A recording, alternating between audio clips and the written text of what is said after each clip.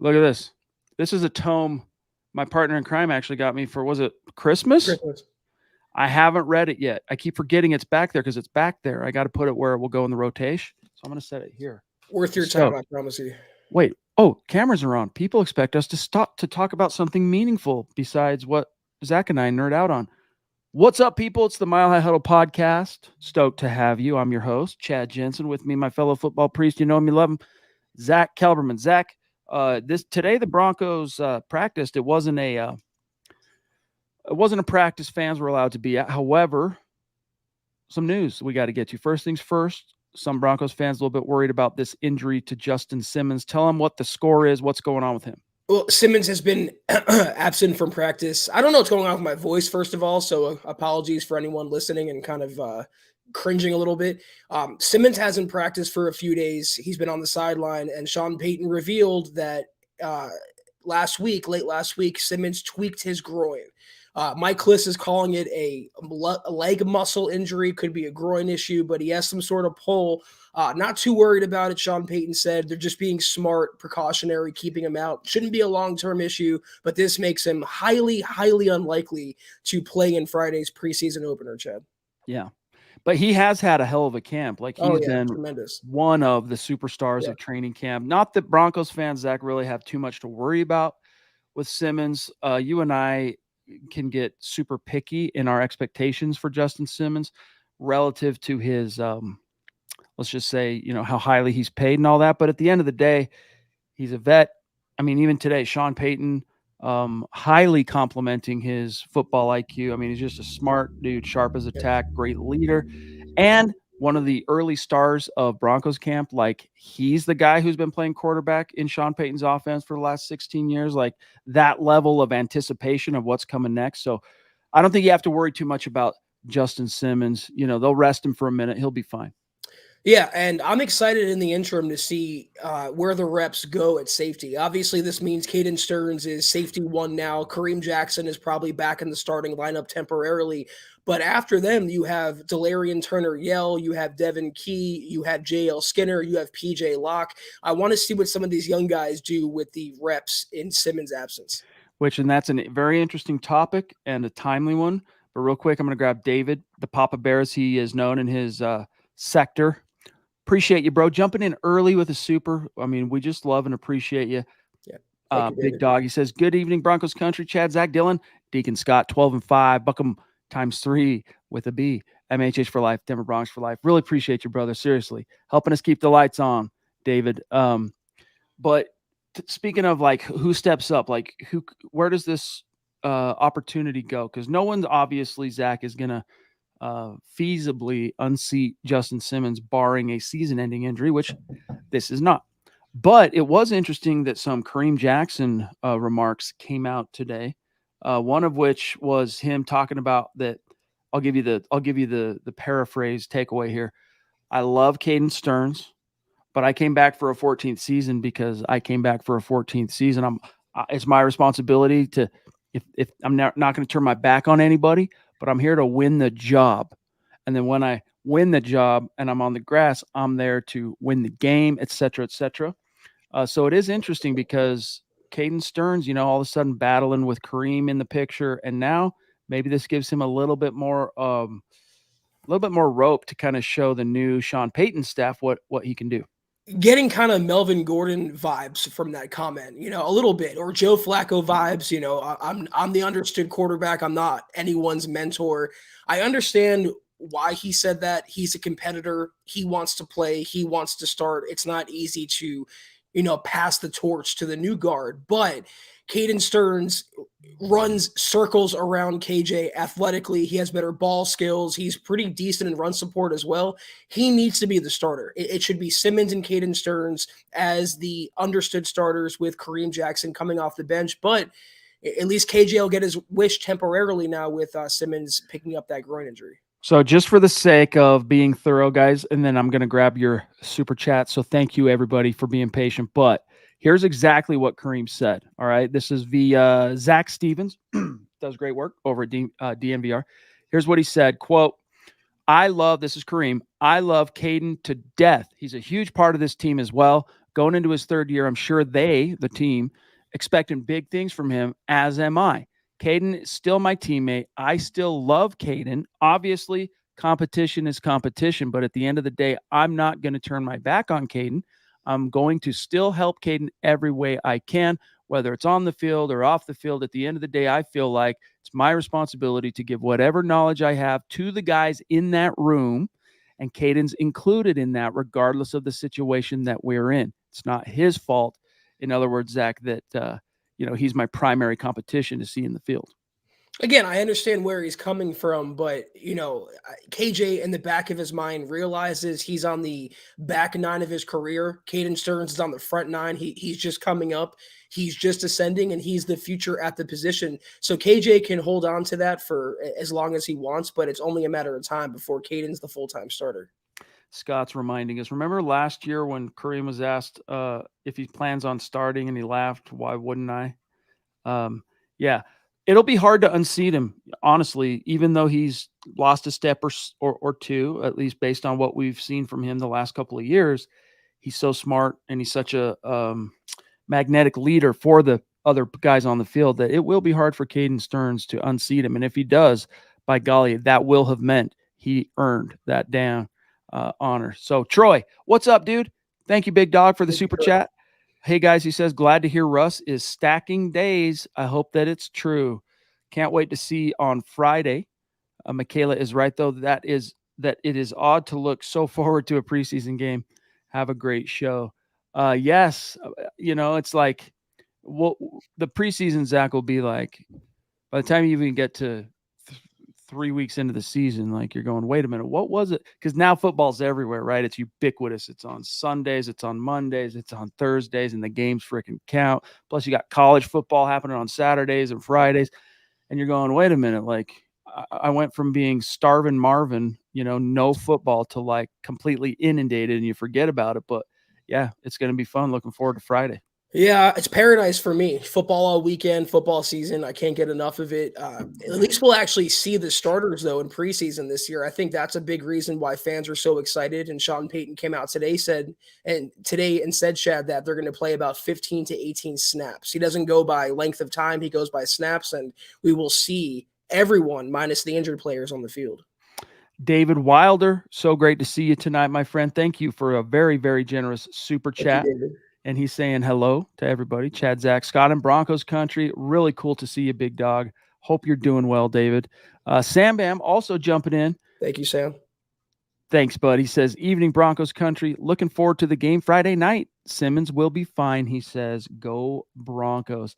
Yeah, I don't think it's anything to worry about, but it is a storyline today, nevertheless. So we want to bring that, of course, Zach, to everybody's attention, because that's what we are here to do. Keep everybody up to date on the latest Broncos news and rumors. All right, couple more, and then I have a actual. I want to shift gears for a second. Michaela Israel, what is going on? Give our best to Cooper. She says, "Good evening, MHH fam. I'm going to training camp on Wednesday. I'm going to wear the jersey I won from you guys. Dope." She's wearing a Russ jersey. Just sending some love from Cooper and I. Denver Broncos for life. Buckham, MHH for life. That is rad. Well, make sure you find, I know Luke will be there representing us, so find Luke, and you guys can chop it up a little bit, but that is very cool. And thank you, Michaela, for the super chat. Zeus McPeak in the house. Dude, so great to see you 2 nights in a row. Very, very lucky. Says, hi, all. Any feedback on our inside linebackers? He wants to know, Zach. Been a weak point for the Broncos for years. Yeah, it is kind of crazy, too, to think. I'll remind everybody of this. Drew Sanders, who was a third-round pick of this team this year, highest drafted inside linebacker by the Broncos since DJ Williams, who was a first-round pick in 03 or 04. Anyway, so yeah, they've tried to kind of get by on the cheap, so to speak. Not to say there haven't been some good inside linebackers in Denver over that span, Zach, but what's your answer for Zeus? I mean, one of the best inside linebackers was Kenny Clark, and he wasn't all that good. Just to give you some context to how desperate the Broncos have been for some success there, as Stu's talking about.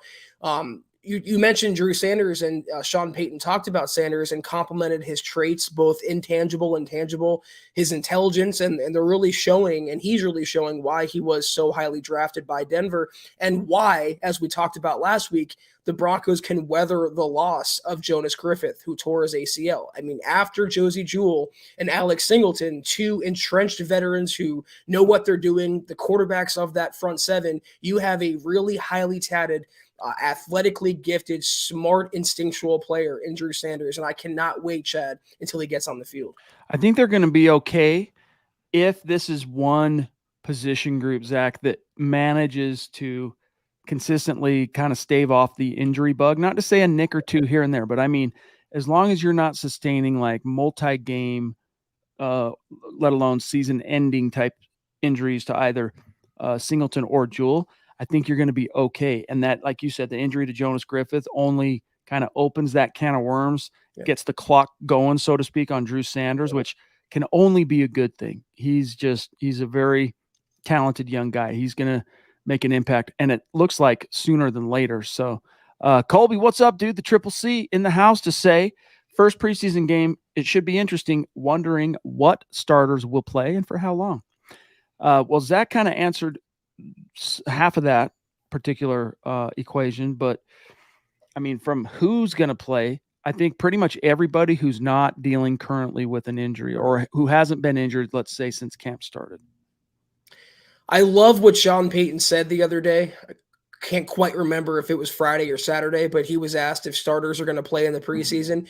And he says, yeah, all players are going to play. And then he was asked if Russ will play. And he goes, yeah, he's a player. He said it's so deadpan and so matter of fact. And I love that answer, Chad. You know why? Because we talked about after the Payton hire for months and months after the fact of treating Russ like one of the 53, one of the guys. No special privileges, no special allowances, nothing handed to him. He has to earn every snap. And Sean Payton's already kind of dealing with him that way. I'm really encouraged.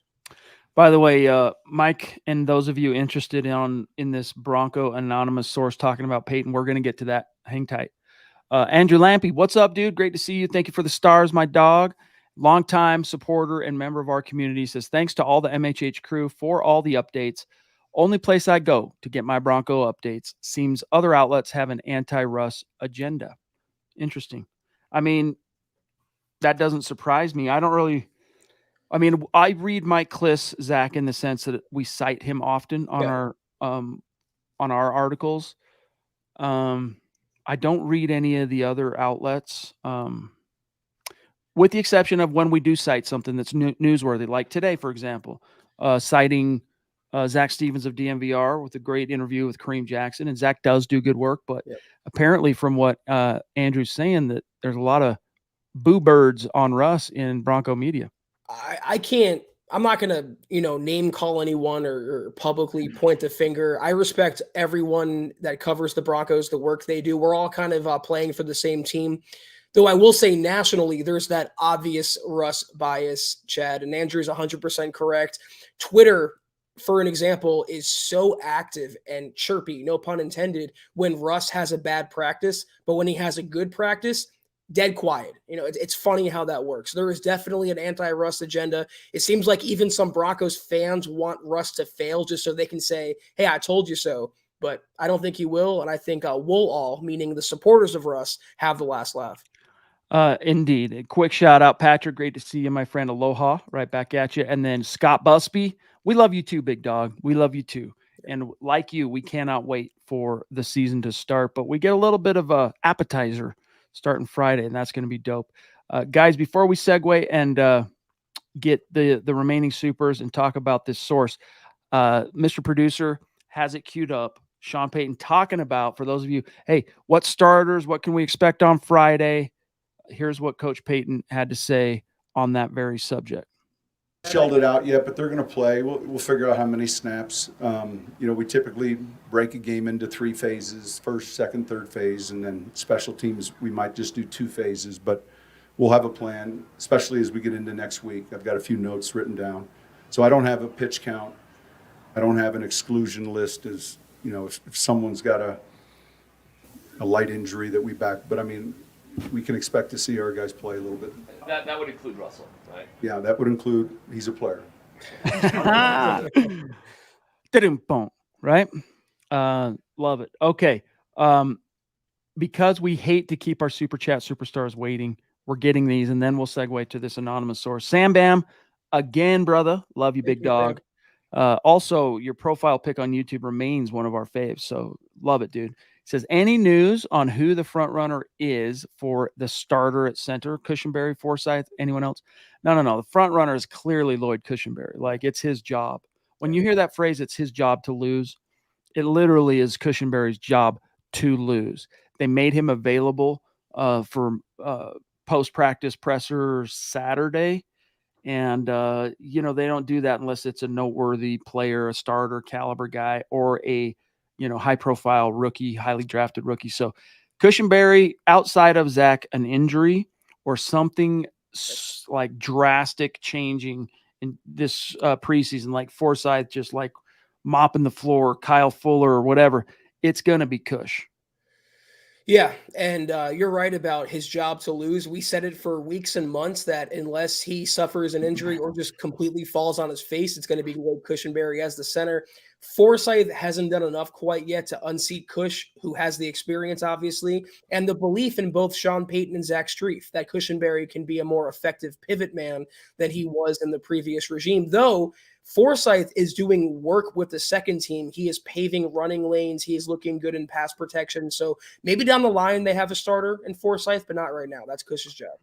And honestly, I'm not convinced Kyle Fuller, for what it's worth, makes this roster out of training camp just because Forsythe is doing well as a 7th-round rookie, and Cushenberry is kind of the guy at center for now. So we'll see. But the Duchess jumping in, Michaela Parker, so good to see you tonight. Also 2 nights in a row. I mean, it's almost every night in a row anyway. That's how the Duchess rolls here. But she says, I thought the starters don't play until the second preseason game. I hope I'm wrong. In MHH, we trust. So one thing to keep in mind here is since the pandemic, when the NFL kind of reimagined the preseason, that has kind of changed. So it used to be that when it was a 4-game preseason, Zach, you would get most teams would give their starters a little bit of exposure in the first preseason game. Some wouldn't. But like, think back to the Peyton Manning era, for example. You'd get a little bit of Peyton in game 1, even less game 2.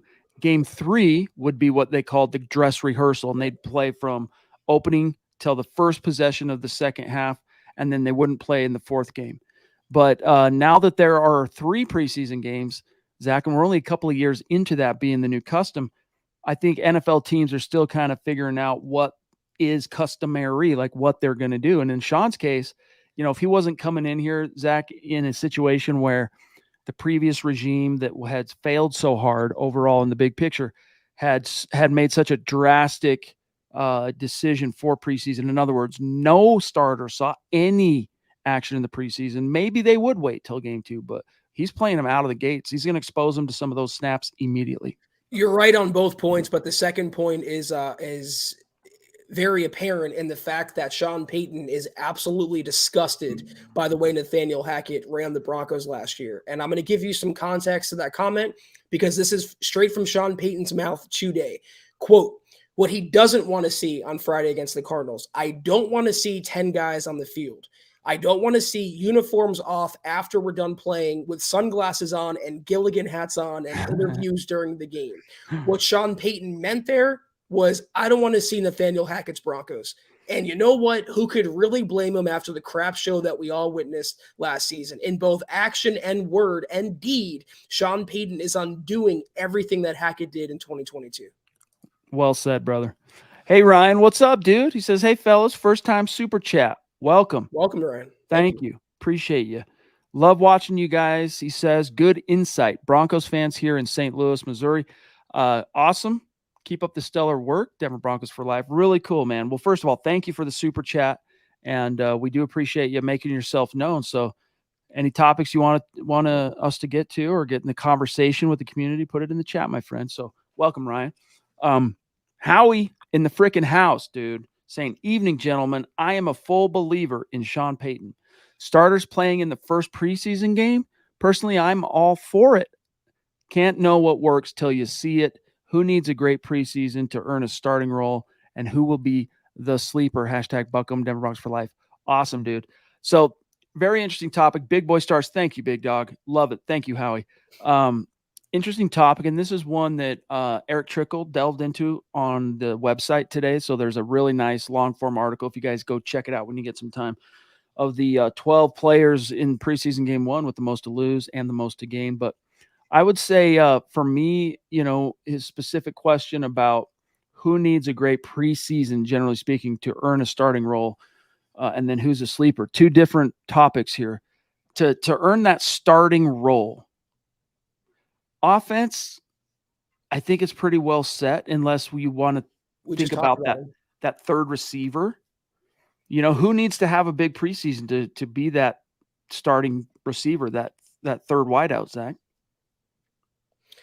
The third wideout, I think, is pretty set in stone because Marvin Mims' draft status is going to lock him into that. I was thinking more along the lines of Cushenberry, who we just talked about. I mean, we talked about him falling flat on his face. Well, he's going to see some run in the preseason.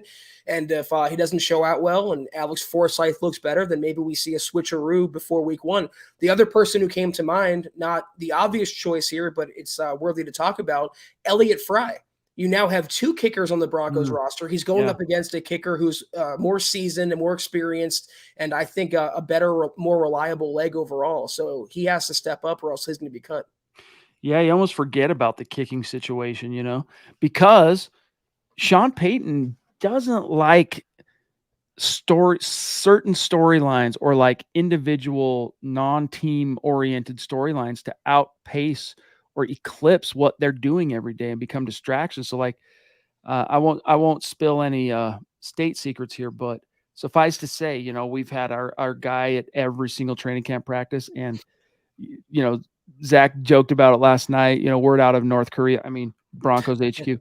Sean Payton really has. When we talk about a moratorium, it's a vice grip on what information goes in and out of Broncos HQ right now, and specifically, hey, if you're a credentialed beat writer on the Broncos beat, be careful writing anything that could in any way, shape, or form be construed as controversial or anything that could be a distraction to what they're doing, because you will be excised like a tumor.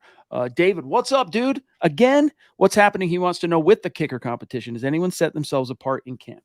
This is not something I've heard much buzz about in terms of like anything really coalescing, but we're going to find out what's what starting Friday night.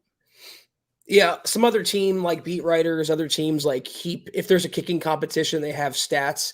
For example, the Cowboys had two kickers and they cut one today because he was missing more kicks than the other. But this is a competition I feel will come down to the preseason games. It's one thing to make a kick in a controlled practice, a whole other situation to make a kick in a real live game situation. So whoever looks better, more consistent, more reliable, that is going to be Brandon McManus' successor on a full-time basis. Lana, what's up? So great to see you. That double LC in the house. Great to see you. Thank you for throwing up some stars on Facebook, helping us keep the lights on. Great to see you. Always so cool to see the ladies of MHH showing out. I want to grab Phil, and then let's tackle this whole. Let's see, who's this? We also have Stuart Sanchez. Let's grab Phil, and then we're going to grab this topic that we've been teasing, and then we'll get the other super chats. But Phil, down in Tucson, brother, hope you're doing well. Love you. Appreciate you. He says, good evening, Chad, Zach, and Deacon Scott. I'd love to see Nick Bonitto getting stronger and apparently smarter. If he is better on run defense, would be a great addition for us. Buckham, go Broncos. Yeah, he has really been impressing people in pass pro. And even pass rush. Even when in training camp, the pads come on and they can pop a little, they're still not allowed to tackle to the ground and all that stuff. It's a closer version of real tackle football, but it's still not the real thing. We're going to see the real thing from Bonitto on Friday night, and we'll see how much of this pass rush progress is for real. And also, to Phil's point, if he has become more solid as a run guy, because on the edge, you got to have not only the technique down to set that edge and dominate, or at least win as many of your matchups at the point of attack as you might lose, but you got to have that strength and that power to contend and hold up there. And that was one thing, Zach, I think for Bonitto coming out.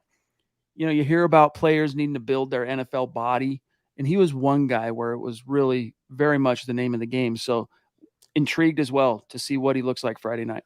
Let me tell you the key that might have unlocked Bonitto's ceiling or upside. That's the hire of Jamar Cain, the Broncos pass rush specialist. He coached Bonitto in college, and Sean Payton wisely hired him to be a part of the defensive staff to get the most out of Bonitto.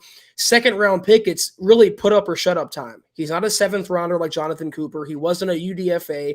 He was a very, very highly drafted player who the Broncos are counting on to be a, outside linebacker starter of the future. Supposedly, reportedly, apparently, Bonitto looks much improved night and day from year one to year two, but we'll only know how successful he really is when the real life bullets start flying. All right, let's grab this topic of the anonymous source. And yes, Michaela, heard Bonitto had a great camp. He has so far. He's earned many more positive marks and mentions than last year. Last year, he was more of like, why isn't anybody talking about him type thing? And then he just wasn't even a factor in the season. So definitely encouraging up to this point. He just needs to carry that forward big time in the preseason. Stuart, what's good? Hey, thank you, Stuart, for the super. What's good? How do y'all feel about VJ's defense? And do y'all believe we're going to get more turnovers? Thoughts on Randy? Well, let me put a pin in that for a minute, big dog. We'll come back to it. Zach, I don't know how surprising this is, but let me just read. This is via Jeff Legwold of ESPN. I'm going to read two paragraphs really quick, all right, just as a refresher and make sure the stage is properly set.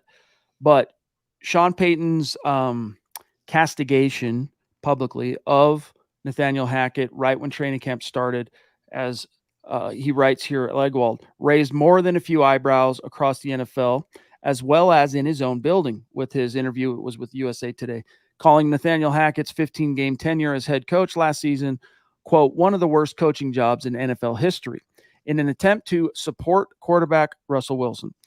Payton also lumped in current team employees like general manager George Payton, which he did not necessarily do by name, but he did mention I think he mentioned GM, or at least front office, team president Damani Leach, and the team's media relations staff as part of the litany of problems last season. Payton later apologized, saying he had regret for the comments and that Payton, the GM, and the team's front office were two of the biggest reasons he accepted the job. But one Broncos employee, Zach, requesting anonymity, said, quote, some people were surprised at that, not happy. People are giving him, Sean Payton, their best, working their asses off, and this organization has done an awful lot right for a long time, more than most, close quote. So I think that last little bit here about the organization having done an awful lot right for a long time, more than most, is something Payton probably reads and laughs his ass off. You want to talk about, that particular maybe naughty word. But what was your reaction to this? What are the implications? And people saying, who could it have been? I mean, could have been anybody, dude. LMAO is my reaction. I don't know who this is. I have the feeling it's someone that's been with the Broncos for a hot minute. Can they reference a lot the Broncos have done right? We're talking about last season. That was what Sean Payton's comments were fixated on, Nathaniel Hackett's 2022 season. And he said, factually, it was one of the worst coaching jobs and one of the worst results in modern NFL history. Again, spot me the lie.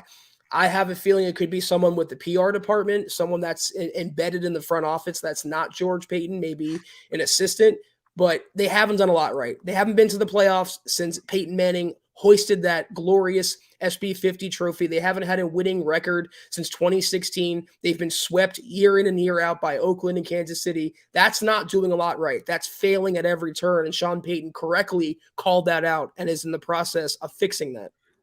Also, I'm not sure Damani Leach should be roped into what he had to say about the team, Sean Payton, last year. But a couple of the buzzwords, he said there were 20, talking about one of the worst coaching jobs in the history of the NFL, quote, 20 dirty hands that touched the situation were around quarterback Russell Wilson's career. And then, of course, one of the things he said was, everything I heard about last season, we're doing the opposite. And last thing here, this is what he told Jarrett Bell, Sean Payton of USA Today, quote, doesn't happen often where an NFL team or organization gets embarrassed. And that happened here. Part of it was their own fault relative to spending so much expletive time trying to win the offseason, the PR, the pomp and circumstance, marching people around and all this stuff. We're not doing any of that. And then he goes on to say, look, the Jets did that this year. You watch, it's not going to pan out well for them. So listen, just put in the work. So definitely a little bit of a shot across PR's bow. So, when we talk about a guy like Patrick Smythe, his tenure as an executive, of course, on the public relations side of things, Zach, spans multiple coaching regimes. In fact, predates even Peyton Manning coming to Denver. He's been there a long time. So I don't know, man, who may have been this anonymous source for Legwald, but I wonder if it wasn't somebody in the PR department, because I don't think George Payton gives a flying rip. He knows, just like we said, Sean Payton's laughing at the idea that, the Broncos should be recognized for having done so many good things right over the, years. What have you done lately? Answer is jack squat. Not only have you not posted a winning season since 2016, you haven't made the playoffs since you won a Super Bowl 7 years ago. And then adding insult to injury, you became a National Lampoon last season amid a 5-win finish. So like George Payton, I think he's pretty pragmatic in how he probably views that in terms of, that's the score. I would guess, like, if you said, here, you can put some money on it, and a little absolute fairy could come in and give you the absolute true answer to who it was, I would bet it was someone associated in the PR division of the team. If I have to bet, I would say it's probably from that department as well. It even reads like a PR kind of fluffed up statement where it's glossing over all the negatives to spin it into a positive. I don't want to point fingers, though. We've always had a pretty good relationship, Chad. MHH has with the Broncos PR staff, but what your point about Damani Leach is true too. He never mentioned him by name, and Damani is on the business side of the Broncos. I'm not talking about contracts either. I'm talking about stadium and jerseys and all that stuff, not about the contractual situation with Russell Wilson, the trade with Russ, and he never mentioned him. I think it's the media lumping him in to make Sean Payton seem worse than he really is. But yeah, it's just pure. What I'm saying is like pure just tinfoil hat speculation. We have no way of knowing. It's just reading some of the context clues. That's the first thing that would come to my mind, answering some of your guys' questions about who it could be. But it could honestly be anybody. That's the bottom line. And nothing they said, Zach, per se, really is panning Sean Payton. I mean, the worst of what was said was that it surprised some people, right? That it was where to go? I just lost it again. But aside from the whole, not happy that people were surprised, Zach, and not happy, and that people have been giving Sean Payton their best, working their tails off. So, it's not like he got anonymously panned or slammed, nuked from orbit by an anonymous Broncos source, like he did, in fact, nuke Nathaniel Hackett from orbit, for show. Sean Payton said the quiet part out loud, and I said before, and I'll say again, facts don't care about your feelings. What he said was 100% true.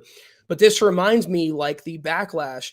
You ever see those shows, I guess on like Maury or Jerry Springer, where there's like an unruly 9 or 10-year-old and the parents have no idea what to do, so they bring in some drill sergeant or former convict to like scare some sense into them and get them on the right path?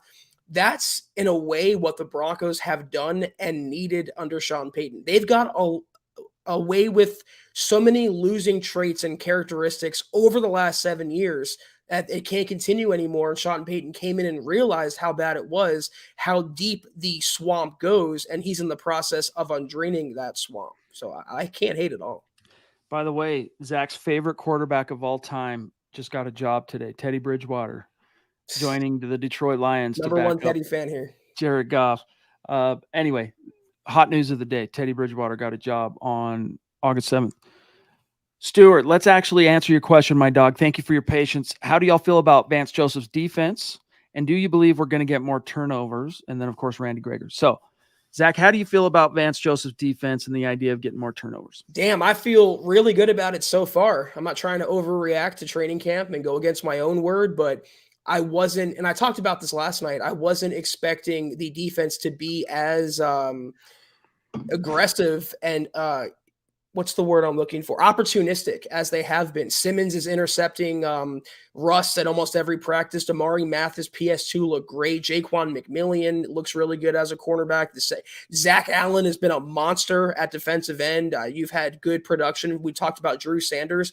So far, so good. It's one of those caveats, though, where I want to see how the games play out and when they're facing an offense that's not their own. But, Randy Gregory, talking about him, he had a pick 6 in practice. Of course, he tweaked his ankle on the pick 6, but he did make a splash play, and that's what we'll see more of from a player of his stature, if he's healthy. Yes. On that subject, it really comes down for Gregory. If he's available, you'll get impact. Here's what Zach Allen said about Gregory today. Quote, "I love Randy. He's another high motor guy, but he's got all the athletic ability in the world, and he's seen a lot of football too. So it's been great to, with him and Frank Clark, kind of pick their brains. Just awesome. And I love pass rushing with him. So he's a guy that, is the closest thing you get to, that dog mentality that guys like Aqib Talib brought to the Broncos defense, Derek Wolfe. That's the kind of guy Randy Gregory is. And plus he gives you impact on the other end. He actually produces to go along with that dog mentality. You just need him to stay healthy. If he's healthy, you're good to go in that department. But like Zach said, makes a big play, giveth, and then taketh with getting injured. So fingers crossed on Gregory, just mainly avoiding those gnarly injuries that'll cost him games. Howie again, bro. Thank you. He says, I went to the Buffalo preseason game last year, and I never want to see our Broncos get bullied like that again. They got manhandled on every aspect. Yeah, that was brutal.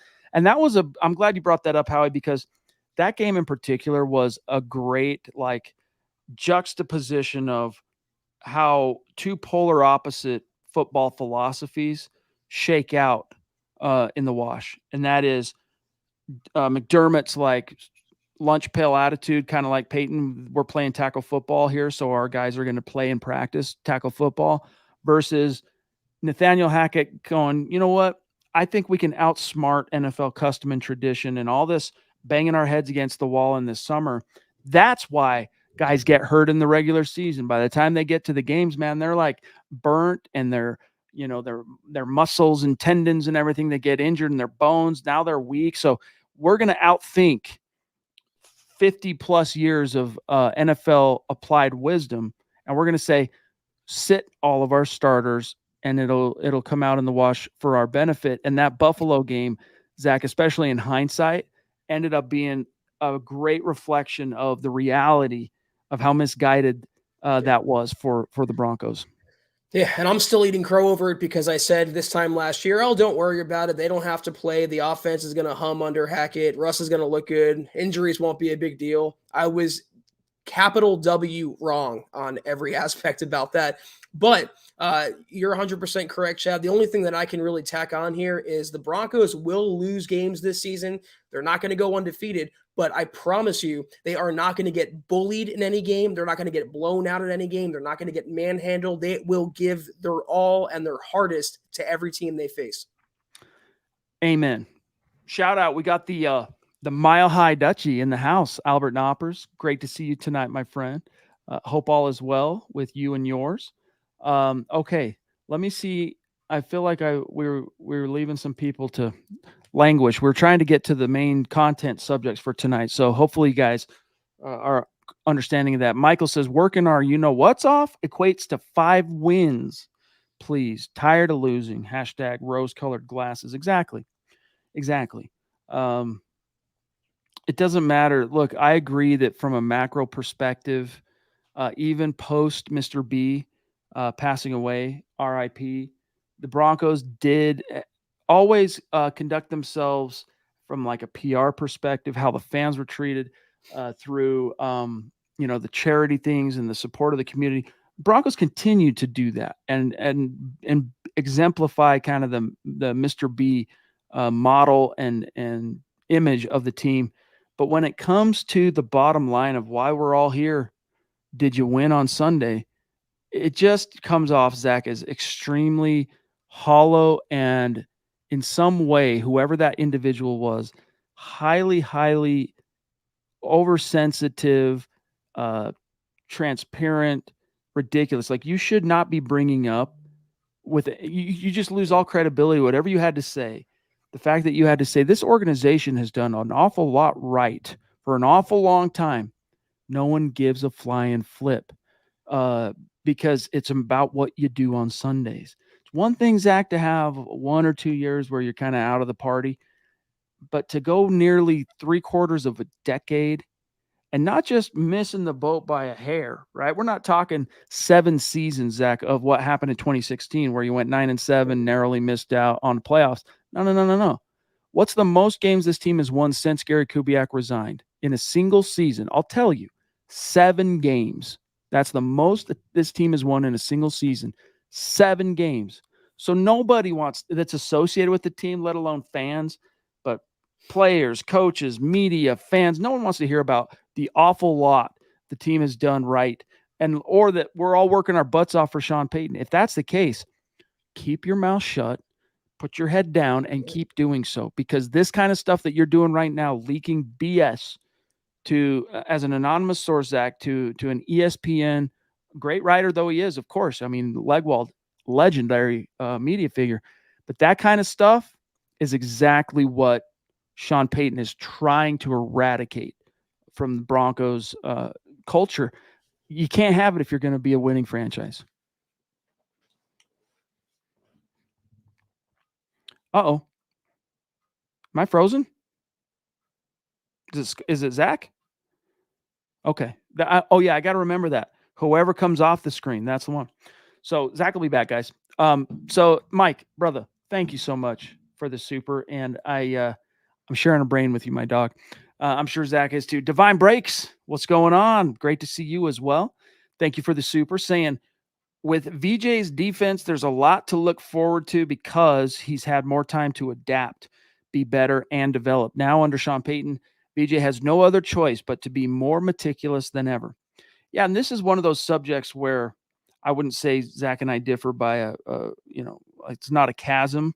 It's not it's not like this, it's like this. But Vance Joseph, I've never really been that much of a critic of his defensive calling, defensive scheming acumen.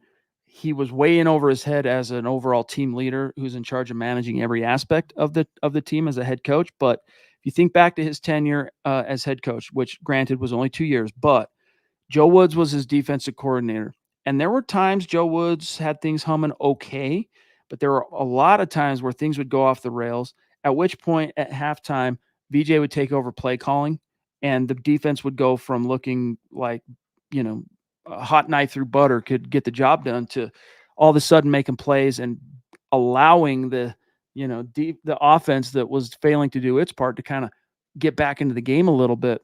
And I'll admit that I didn't follow every single Cardinals game that VJ was the coach, but since he came back, I have done my due diligence and study of VJ in Arizona, and he's better than I think he's given credit for as an NFL defensive tactician. He's definitely a leader that guys look to and respond to in terms of the players. So his decision, last thing on the subject, VJ's decision to come in here and go, all right, things seem to have been pretty good under Vic.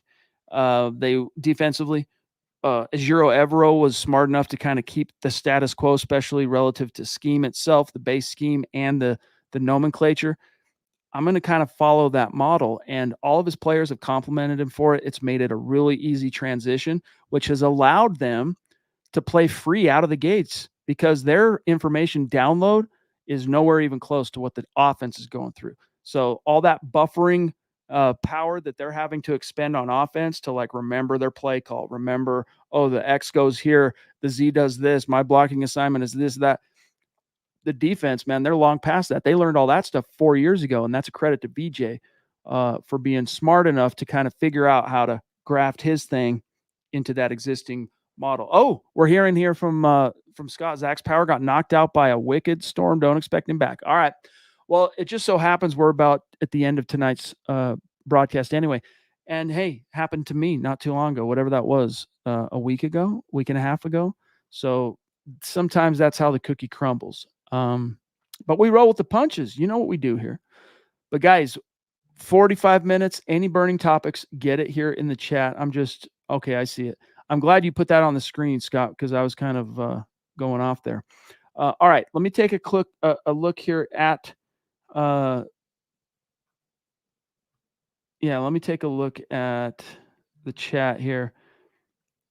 Yeah, I think for the most part, honestly, we have gotten. Is there anything we've missed as far as the supers and the stars? Okay, we're good on that. So here's what I'll tell you guys. Zach and I, of course, we're off tomorrow. We're off Wednesday. But Thursday night is going to be dope because we're going to be previewing Friday night's game. It's going to be great. Friday night will be one of those rare occasions. We'll see how it shakes out, what Eric and Lance want to do. If they don't want to stay up late to do a gut reaction, then Zach and I will. So we'll see how that shakes out. But in the meantime, guys, I got to remind you, this is super important. Make sure that you're following the podcast on Twitter at the MHH Pod. Easy to remember on Twitter at the MHH Pod. Our mother account on Twitter /X, whatever you want to call it, at Mile High Huddle. You want to get yourself a hat. You want to join the club. You want to get a Buckham t-shirt. Go to mhhmerch.com. Get your swag on because it's another great way to support what we do here. Help us keep the lights on. And you get a little something out of it that you can rock in your wardrobe every single week. And especially now that football's back, I mean, that's even more important. Also, guys, I think we're like 100 followers away on Facebook from the Mile High Huddle podcast page, cracking 10,000. So we have some really cool, fun plans, things that we're going to do to celebrate and commemorate the podcast page on Facebook crossing 10,000 followers. So the sooner you guys help us get there, the sooner we can get to that. So if you are on Facebook, just take a second. Even if you're already following Mile High Huddle and you're like, why do I need to follow the pod page? Just take care of it real quick. Really appreciate it. And then, of course, on Instagram, we're doing more and more. Myself, Scott, we're putting lots of time and effort into keeping plenty of unique content on that channel at @mile_high_huddle on Instagram. So give us a follow over there. And don't forget also, guys, leave your 5-star review of the podcast on Apple Podcasts for a chance to win some swag each and every month. We do a drawing, take the 5-star reviewers from the month in question, just like we do with the super chats and like we do with the stars, randomly select a name, send a little care package out as a thank you for taking the time, 2 minutes, whatever it might be, to open up the app on your phone and go, Mile High Huddle podcast, boom, 5 stars. Thanks, guys. Boom. That's it. It helps us out a lot, really helps us grow and reach other Broncos fans. So last thing, don't forget, subscribe. Why isn't it clicking over? There we go. No, it's not clicking to this. Oh, it's a ticker. Subscribe, like, and share. It's been a long time since I've done this part, as you guys probably have figured out by now. But just make sure you're subbed if you're on YouTube. All right. Like the video, YouTube, Facebook, organic ways to really help us out. And you know what? I'm kind of guilty of this myself sometimes. Like, I'm a big podcast viewer and just video clip guy on YouTube. I don't spend time as much on TikTok. I don't spend as much time on Instagram and all that, but I listen to and watch a lot of stuff on YouTube. And the people will be like, hey, while you're here, like the video. And sometimes, especially early on, I wouldn't always do it because I'm like, I'm already watching your video and I'm busy. I'm listening to this while I'm washing the dishes or whatever, throwing the ball with the kid. I'm listening to this, or I'm mowing my lawn. I don't have time to like. But now, because I do understand as a publisher how key that is, I make sure I do. If I took the time to watch their video, I'm going to like their video because I know it's just one extra step of helping them out. So appreciate you guys thinking that way for us as well. And those of you who do take the time, means a lot to us. So for Zack Kelberman, who unfortunately got knocked out of commission tonight, thankfully in the fourth quarter, right? I'm Chad Jensen. We love you guys. Appreciate you. And we'll see you on Thursday night. Don't forget tomorrow, Broncos for breakfast, Scott. All right. On the Bright with Scott and Nick. Tuesday night, of course, Nick and Carl building the Broncos. You've got Mile High Insiders Wednesday night, which is more inside information from Luke from training camp. Been there every single practice. We'll be there for every single practice. And then we'll be back Thursday. So can't wait. Love you guys.